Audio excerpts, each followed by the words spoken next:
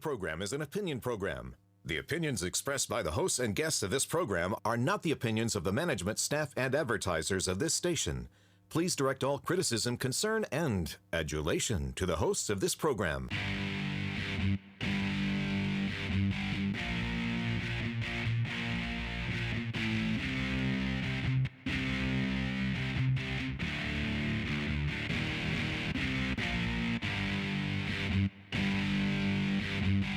Welcome to Alabama Politics. This week, I'm Dale Jackson. I'm a radio talk show host. You can hear my shows Monday through Friday on WVNN from 5 until 9 a.m. That is in the Huntsville area. And then in Birmingham from 10 until 11, the fastest hour of radio you're going to find absolutely anywhere, right there on Talk 99.5. Yaffe, he has two shows as well. Not as many hours, but two shows, 9 to 11 on WVNN in Huntsville. And then he does another show, the Yaffe Hour, from 2 until 3. And that show is on 7:30 a.m., 103.9 FM, The Ump. Also in North Alabama. So check both of those shows out. Two very busy guys. So let's go ahead and get to where we're going today. We got a great guest. Mecca is not here, obviously, but she will join us as our guest a little bit later. Yaffe's obviously filling in for her. I've got a parting shot for you at the end of the program. But right now, let's go ahead and get to the 2-minute warning. All right, Yaffe, this is apparently a really big deal. It's been going on for about 4 weeks. I'm somewhat interested in this, but I kind of lost interest for a little bit. And then I became very interested in it recently because they have finally selected a Speaker of the House, Mike Johnson. You know, Mike Johnson, that guy. You can think about all the great stuff Mike Johnson has done and all the times you've said, man, I'm really glad Mike Johnson is in the House.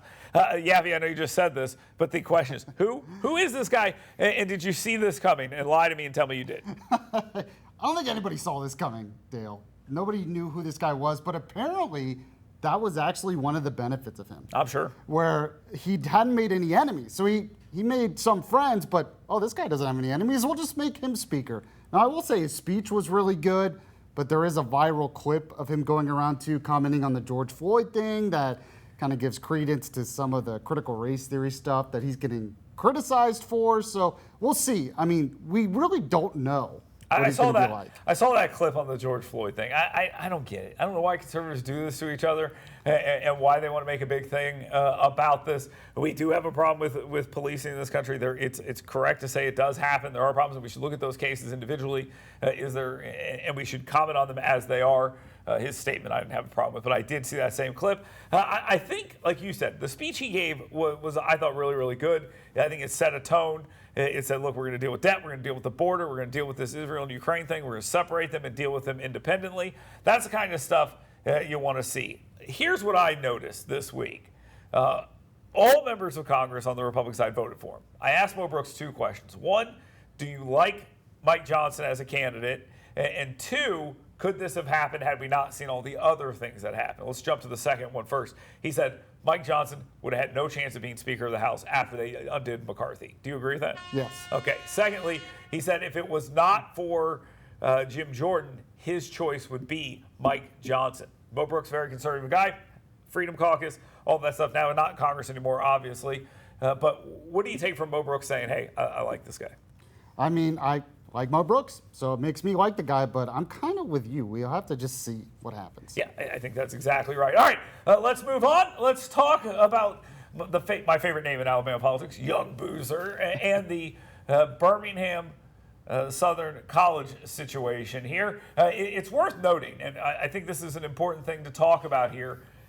This situation was completely resolvable within Jefferson County and Birmingham proper. If they wanted to keep this private college afloat, the county and the city could have done such a thing. They chose not to. They punted it to the state. The state said, okay, we'll lend this private college $30 million, but we're going to make it go through the treasurer, and the treasurer will have the ability to say yay or nay based on the assets they have available. They went and looked at the assets, and Young Boozer said, this doesn't work. They already have about $20 million in loans right now into Service First Bank, and therefore it wouldn't be prudent for the state to lend them an additional $30 million. Now, people are mad about this, and I'm convinced that the legislature didn't actually want this done, and they wanted young Boozer to kill it. If you remember when this first started, Kay Ivey said no.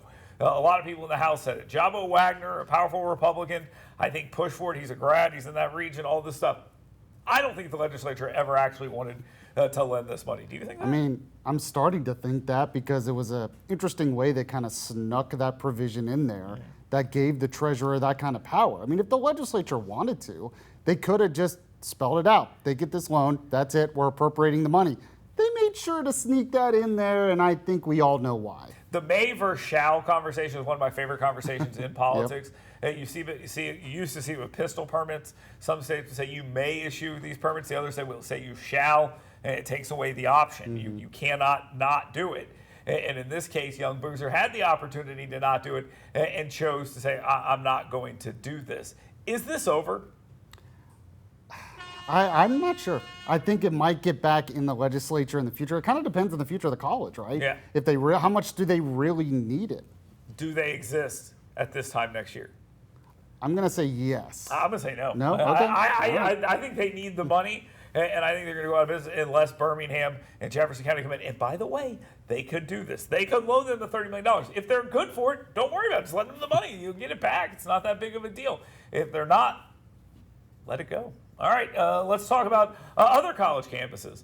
We'll talk about Bruce Pearl here in a second. I've talked about him in my partner shot on this show before because I really like what I'm hearing from him. And I'm loving that Auburn is kind of just leaving him alone. He hasn't said anything that outrageous or anything like that. He's basically just said the stuff that's happening in Israel is bad. Stuff that's happening on college campuses is bad. He's right. UAH professors signed on to a letter with, I believe, 1,900 plus other sociology professors, essentially doing what we've seen on college campuses around the country, blaming Israel for what's happened here. Now, I just think that we've got to take a step back here. I don't like cancel culture. I oppose it, but at the same time, I've lost that battle. Okay, Yeah. right? I mean, I've lost that battle. I can true. sit here all day and say, I don't like cancel culture. I don't like the way that this goes on and this impacts people. But we have fought and lost that battle over and over again. And now I'm noticing that conservatives are like, hey, if it's good for the goose, it's good for the gander. And they're trying to cancel these guys. Now, signing this letter, stupid. I think we agree? Yes. Okay, but not Obviously. fireable. Not a fireable offense just to sign the letter, right? I mean, it was about supporting a terrorist organization. I mean, I feel like maybe that's a fireable offense. I don't know. There's a Maybe difference it's too between much. standing on a college campus and yelling from the river to the sea, Palestine should be free, or chanting gas the Jews, as some have done, and things like this. And it's not everyone who's out there protesting. I saw a video today where somebody said the Jews are worse than the Nazis, and the crowd was like, why are you saying that? Like, stop saying it, which is the right answer. Yeah. Okay, I remember at the Makes tea no parties, I would sense. go to the tea parties, and I would see something. I'd go up to people and say, what are you saying that for? Stop saying that. I mean, just stop talking like that. It's insane thoughts. And I think that it's important that we separate. Do I like what they did? No. Do I think it's a fight? Did they support Hamas in that situation? I think there was some Hamas propaganda in their letter, but I just have a hard time saying, okay, these guys have stupid opinions. They should be fired. So you think they should be Well, fired? I'm not sure. I mean, I kind of leave it up to what the law firms think maybe is their main priorities. I think the bigger picture is what's going on in our universities, what they're teaching, how this stuff is spreading. To me, that's I want to cancel the universities. Forget the jobs. Cancel the universities. That's what I'm doing until we figure out what's going on. I've seen these polls that say like 51% of young people are okay with the terrorist attacks and they think that Israel deserved it. I'm going to say this right now. These kids out here saying this have no idea what they're talking about. I agree with that. That's the problem. They have completely lost their minds on perspective here. And you know whose fault that is? Yours. The people who raised those kids and did this. It's your fault for doing this. That's how they got this way. And I think we need to look a little inward and find out how we allowed this to take place. I agree. The canceling of people right away just for saying stupid things is wrong. I will say if they're like supporting Hamas, then we can have a different conversation about it because that's a terrorist organization. Let's move on. Let's talk about Sylvia Swain. This race was always interesting to me. You had a transgender candidate who was always going to get a lot of support and a lot of positive online support and from out of the state support. But I always remind people, the internet's not real life. I mean, there are some real things that can kind of trickle in, but it's not real life. Having all this support online from people who can't vote for you or won't vote for you is just not something that's worth anything. And money can't vote. You can only pump so much money into a race. 3 times the amount of money that came into this race for the transgender candidate Sylvia Swain, as opposed to Travis Hendricks, the African-American male candidate in a predominantly African-American Democrat district. Yaffe, the question here is this: did she ever have a chance here? Did she ever have a chance to win? I don't think so. The district makes a big difference. You live by identity politics, you can also die by identity politics. And it was all about identity politics. And you would kind of hope maybe this would be kind of a wake-up call to the Democrat Party to maybe not be all about identity politics. But I don't think they're going to learn that lesson. But in this district, it wasn't really a chance. It's all media hype. I found it interesting because in the past, there had been some LGBTQ Democrats that have won predominantly black districts. White LGBTQ Democrats in Alabama, Patricia Todd being one, Neil Rafferty, Did they make that the entirety of their campaign? No, if anything, they tried to kind of avoid it. Right. And people used it against them and stuff like that. But you're right. This one, in this particular case, it's like, look at this. Mm-hmm. And I got to tell you, if I'm a candidate like this and I see could be the first transgender in Alabama, I'm like, oh no, stop saying that. Like, stop trying to get that message out there. You didn't need $200,000 to win this race. Okay, you needed to raise money from inside the district because those people are voters, and you got to be able to relay a message other than these other guys are extreme. Because if anything, I'm going to guess Travis Hendricks is not going to side with Steve Marshall on many things. So saying they're extreme is not really it. Could a transgender candidate win statewide? Let's say there was a transgender Republican. Could they win statewide? Not right now. You don't think so? I'm not going to say right now. Solely because of that issue? Yes, because, well, it's a big issue for conservatives and Republicans. I agree. Now. I agree, but they love Bruce Jenner on Fox News for some reason all of a sudden, so explain I don't that. think Bruce Jenner could win in Alabama. Okay, fair enough. Just so you know. Yaffe and I will be back. Mecca Music will be joining us right here on Alabama Politics this week. You work hard to earn little escapes because doing your best means being your best. So let us help you discover your best at Premier Dental Spa. With our unique blend of cosmetic, dental, and spa-like aesthetic services, you'll leave feeling relaxed, refreshed, and renewed. Make sure the best you is here to stay and book your appointment online today at premierdentalspa.com. Hey folks, Dale Jackson here for my friends at University Kia. Now look, I love Kias. I've driven plenty of them. I used to have a Kia Sportage. When my son was born, my wife said, no, we got to get ourselves one of these big SUVs. The Telluride from University Kia is an absolutely amazing vehicle. You get it at a great price, but you get everything at University Kia at a great price. Learn more about them today. Head on over to universitykia.com. Find the perfect vehicle for you, new and pre-owned. They got it for you. universitykia.com. Want fun, safe, intelligent fitness programming? Want to build muscular strength, cardiovascular endurance, drastically improved range of motion and mobility, and learn proper nutrition to fuel your life with energy and emotional health? Well, come find out why Iron Tribe Fitness is ranked one of the top 5 fitness programs in America. Come find out why personal training and intentionally working on your current movement patterns individually is not only important, it's just another core value that separates Iron Tribe Fitness from other fitness facilities. To learn how to get your 2-week free pass, go to irontribefitness.com. Here's an important message from the U.S. Med Diabetes Solutions Center. If you have diabetes, you know the pain of pricking your fingers. But now, by wearing a small device called a continuous glucose monitor, or CGM, you can reduce your pain right away. It's easy to use and helps you make more accurate diabetes treatment decisions. If you use insulin daily, you might be eligible to get your own continuous glucose monitor. Call the U.S. Med Diabetes Solutions Center to learn about this groundbreaking new CGM technology. If you have Medicare or private insurance, call to see if you qualify for a CGM at little or no cost.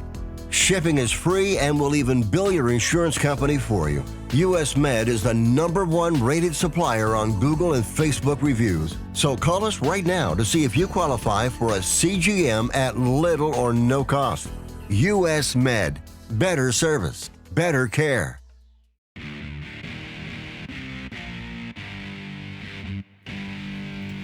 Welcome back to Alabama Politics. This week, I am Dale Jackson. Mecca Music is on assignment this week. We'll talk with her here in just a second.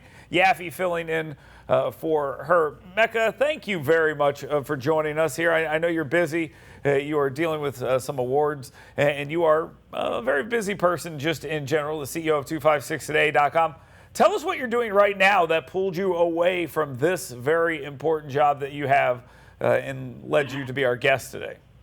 And thank you so much for Yaffe for stepping in and filling in for me. I'm actually headed to the Soul of the South Awards today, and it's basically a celebration of Alabama, the arts, the culture, and the people who kind of enrich our state and beyond our state, obviously. And what's really cool is you have like established creatives, like the people who've made it, and they're big names now, and they are nominating the up-and-comers. So it's the up-and-comers who are winning, in things like interior design, architecture, writing and storytelling, fashion and textile design. And I'm really, really excited to go spend an evening celebrating Alabama. Did any of my books make it on the list anywhere? No, and I was so shocked that you, just a ray of sunshine, weren't invited to the event.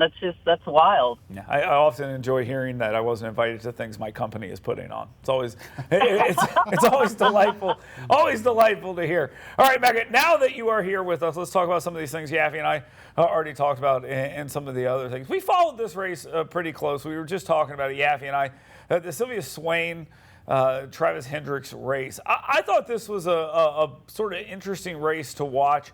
As I said before, you had a transgender candidate with a lot of outside support, raised almost 3 times as much money as the in-state African-American male candidate did. Now, the district, predominantly black, held by Fred Plump, who went down for corruption. So obviously, Travis Hendricks had a sort of a built-in advantage just based on the history of the district.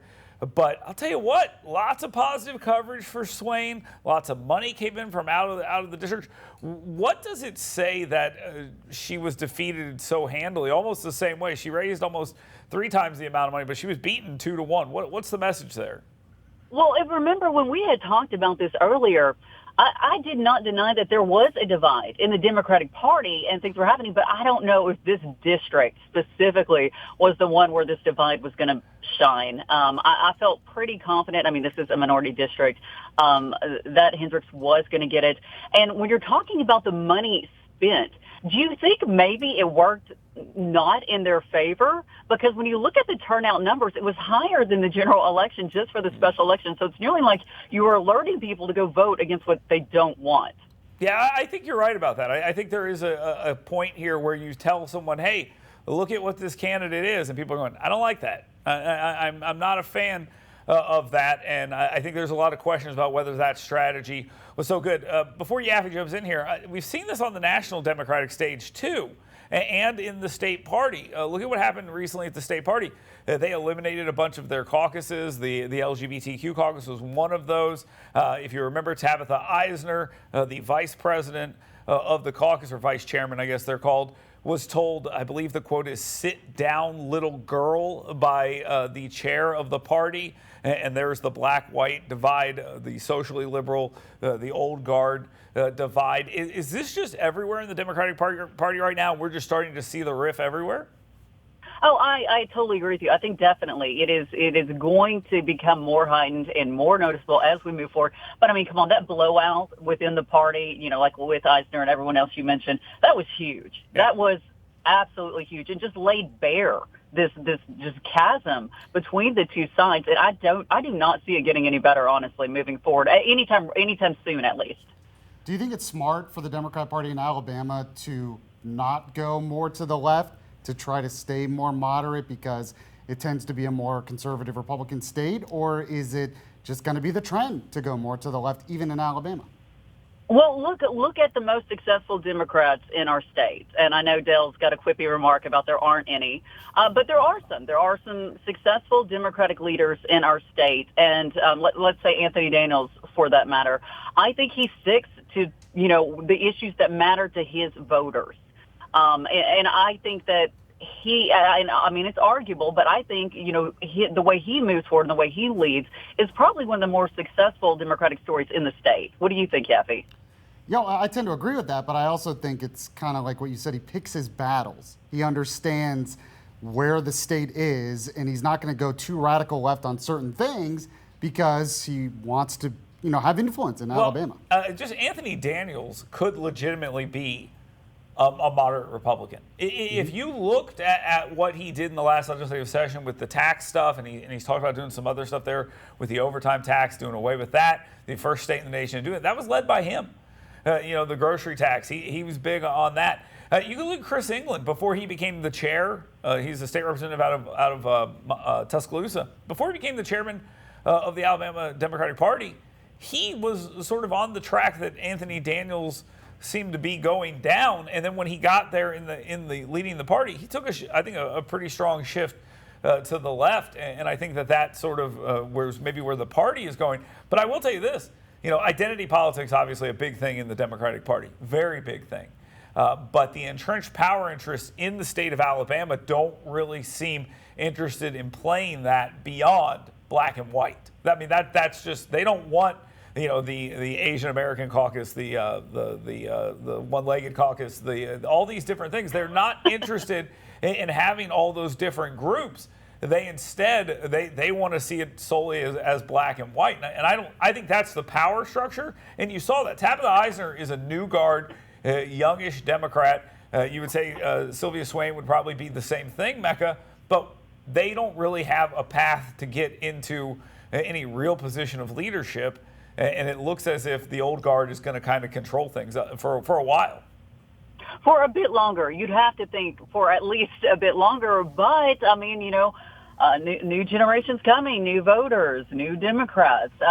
So, I mean, maybe it switches, but I agree with you. Right now, they're not the ones calling the shots or in power in the Alabama Democratic Party. And it's interesting that Swain got as much attention as she got, mostly because there was one of these things where they said, hey, we're going to donate a ton of money to your campaign because of what you are. You're a transgender candidate. We are going to donate a ton of money to your campaign.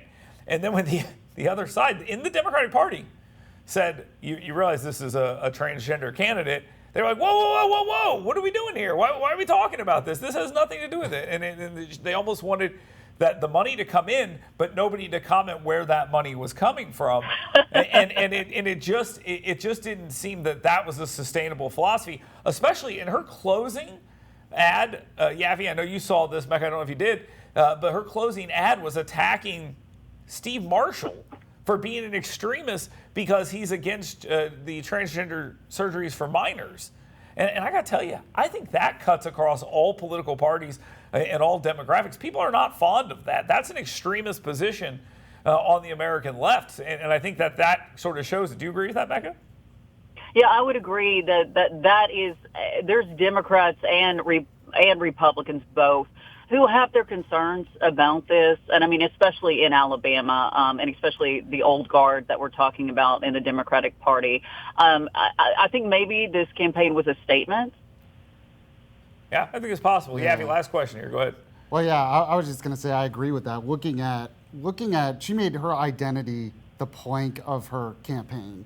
And that's what the Democrat Party does a lot, right, Mecca? I mean, that's just what they're built on. It's hard for them to escape that.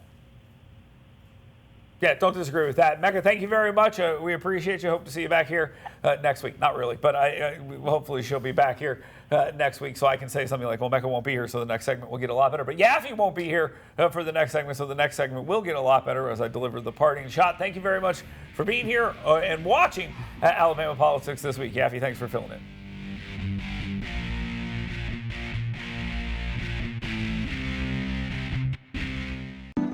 You work hard to earn little escapes because doing your best means being your best. So let us help you discover your best at Premier Dental Spa. With our unique blend of cosmetic, dental, and spa-like aesthetic services, you'll leave feeling relaxed, refreshed, and renewed.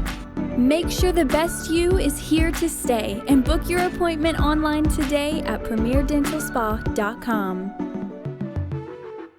Hey folks, Dale Jackson here for my friends at University Kia. Now look, I love Kias. I've driven plenty of them. I used to have a Kia Sportage When my son was born, my wife said, no, we got to get ourselves one of these big SUVs.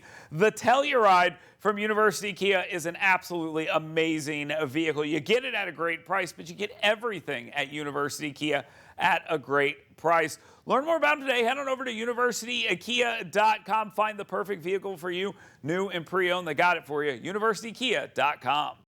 Want fun, safe, intelligent fitness programming? Want to build muscular strength, cardiovascular endurance, drastically improved range of motion and mobility, and learn proper nutrition to fuel your life with energy and emotional health? Well, come find out why Iron Tribe Fitness is ranked one of the top 5 fitness programs in America. Come find out why personal training and intentionally working on your current movement patterns individually is not only important, it's just another core value that separates Iron Tribe Fitness from other fitness facilities. To learn how to get your 2-week free pass, go to irontribefitness.com. Do you have a car sitting around you want to get rid of? Well, here's a great idea. Donate your car now to help local veterans in your area. Yes, just make one fast call to the Veteran Car Donation Program. Within a few days, we'll come and remove your car for free. You can donate any car in any condition. We'll use our vast network to sell it. The proceeds raised go to help local veterans and their families. And you get a tax deduction. And all you need to do is make this free call. Clean your yard up, get rid of an old car, and help the vets. We make it easy. Make this free call now. Book your fast and easy pickup. Call the Veteran Car Donation Program now.